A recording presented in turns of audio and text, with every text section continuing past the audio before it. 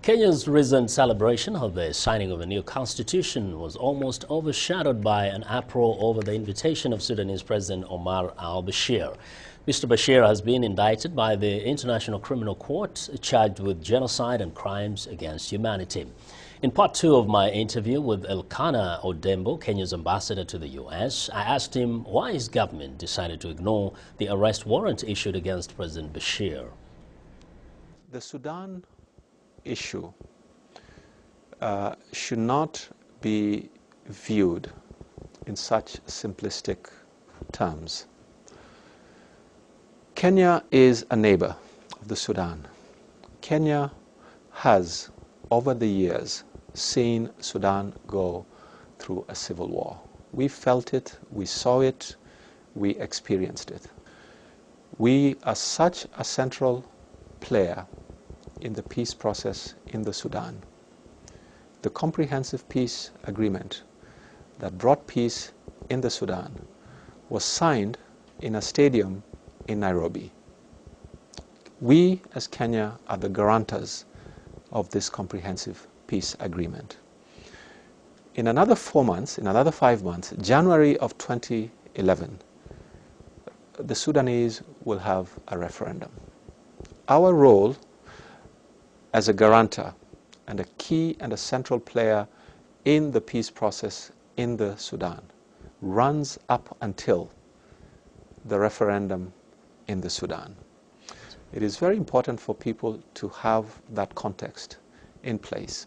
Yes. Now, would you say that perhaps what hasn't been made clear in the past is that Kenya, as such a critical player in the peace process in Sudan, if it shall respect the ICC warrant of arrest, it will jeopardize the role it's playing? The African Union has, put it in black and white and wrote and petitioned the ICC and then subsequently resolved.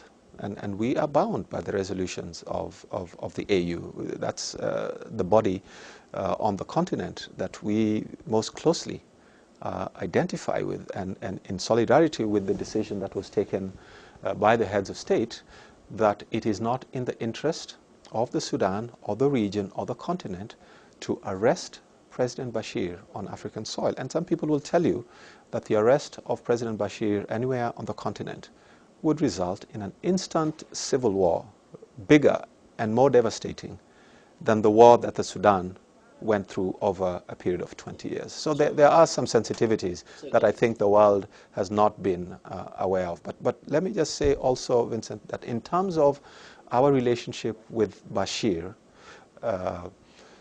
he is the head of state of the Sudan. He was sworn in just the other day, and the UN was represented at the very highest levels at the swearing-in ceremony the other day.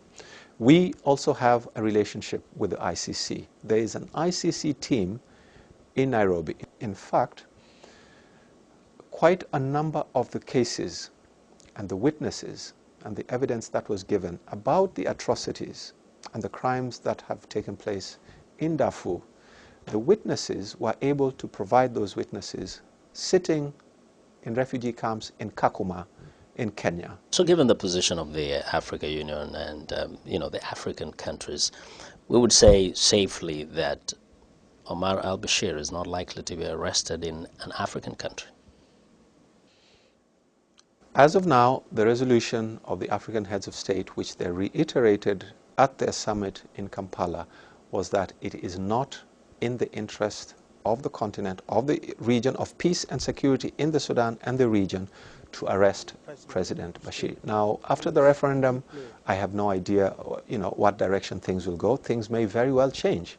The outcome of the referendum will require that the African Union take another look at its relationship with the two Sudans at that point, and see, how to then make adjustments. It's important that the African leaders adjust according to the situation and the reality on the ground. Ambassador Odembo says Kenya is committed to helping its politically unstable neighbors achieve peaceful resolutions to their internal conflicts.